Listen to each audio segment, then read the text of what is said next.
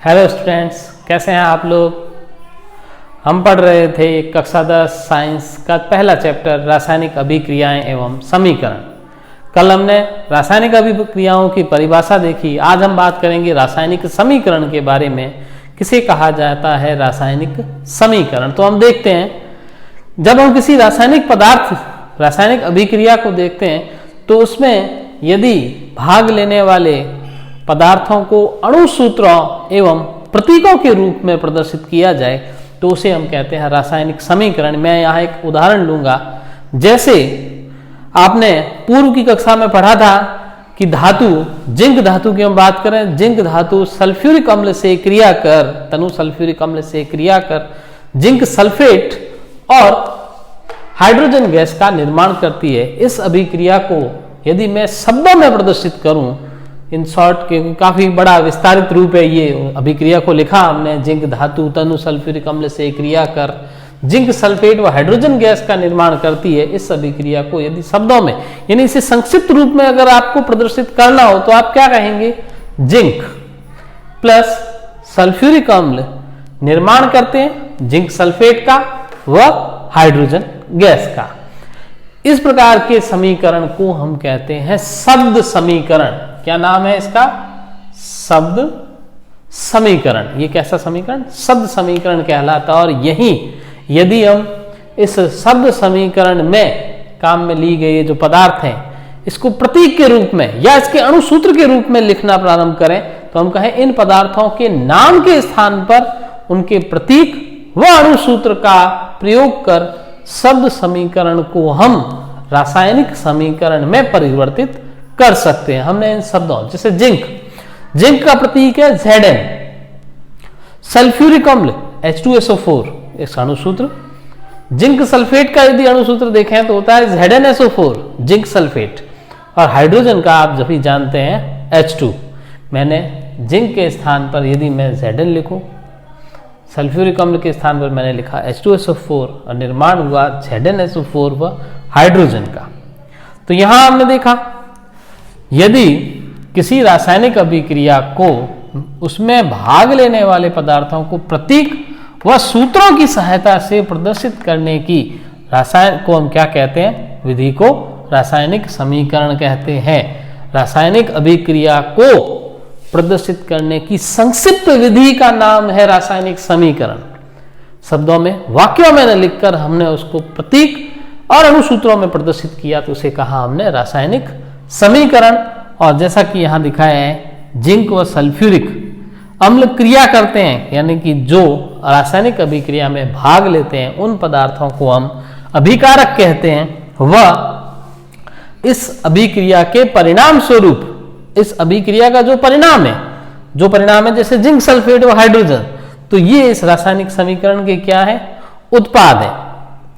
अभिकारक और उत्पाद के मध्य तीर का निशान लगाकर अभिक्रिया की दिशा को प्रदर्शित किया जाता है। वह अभिकारकों के योग, दो अभिकारक हैं हमारे पास तो हमने इनका लिखा, प्लस का निशान लगाया। तो ये रासायनिक समीकरण को लिखने के कुछ तरीके हैं, किस तरह से रासायनिक समीकरण को लिखा जाता है। अब हम आगे देखते हैं। जैसा कि अभी हमने देखा रासायनिक समीकरण जिंक और सल्फ्यूरिक अम्ल की, कि रासायनिक समीकरण में अभिकारकों के उत्पाद में परिवर्तन को उनके मध्य तीर का निशान लगाकर दर्शाया जाता है। अभिकारक कौन? जिसके कारण रासायनिक अभिक्रिया में जो भाग ले रहे हैं, और उत्पाद कौन? जो रासायनिक अभिक्रिया का परिणाम है। अभिकारकों के बीच प्लस अर्थात योग का चिन्ह लगाकर उन्हें बाईं ओर लिखा जाता है, और उत्पादों के बीच भी योग का चिन्ह लगाकर उन्हें दाईं ओर लिखा जाता है। तीर का सिरा उत्पाद की ओर होता है, अर्थात ये अभिक्रिया की दिशा को दर्शाता है। यह अभिक्रिया की दिशा को दर्शाता है। यदि हम बात करें रासायनिक समीकरण दो प्रकार के हमारे पास हैं, संतुलित रासायनिक समीकरण व असंतुलित रासायनिक समीकरण। संतुलन का अर्थ जानते हैं कि कोई उसके समान बराबर में। तो हमारे पास दो चीजें हैं, अभिकारक और उत्पाद। यदि हम बात करें संतुलित रासायनिक समीकरण की, तो वह रासायनिक समीकरण जिसके अभिकारक व उत्पाद के तत्वों के परमाणुओं की संख्या बराबर होती है। हम यहाँ एक उदाहरण लेते हैं, Zn प्लस H2SO4, ZnSO4 और हाइड्रोजन, ये यहाँ अभिकारक है और यहाँ ये उत्पाद है। हम देखें यहाँ इसके अभिकारक व उत्पाद के तत्वों के परमाणुओं में देखने, तो जैसे देखा हमने जिंक, यहाँ अभिकारक में जिंक की संख्या है 1। वहीं हमें उत्पाद की ओर देखें तो उत्पाद में जिंक कितने संख्या में है? 1। फिर अब आते हैं हाइड्रोजन पे। यहाँ हाइड्रोजन की संख्या क्या है? 2। हाइड्रोजन के परमाणुओं की संख्या है 2 और उत्पाद में हाइड्रोजन परमाणुओं की संख्या क्या है हमारे पास? 2। देन सल्फर, हमारे पास सल्फर परमाणु यहाँ 1, अभिकारक में सल्फर परमाणु है 1 और उत्पाद में भी हम देखेंगे तो सल्फर परमाणु हमारे पास कितना है? 1। ऑक्सीजन की यहाँ संख्या 4 और यहाँ पर भी ऑक्सीजन की संख्या क्या है? 4। ये ऑक्सीजन 4 है हमारे पास अभिकारक में और 4 ही हमारे पास उत्पाद में।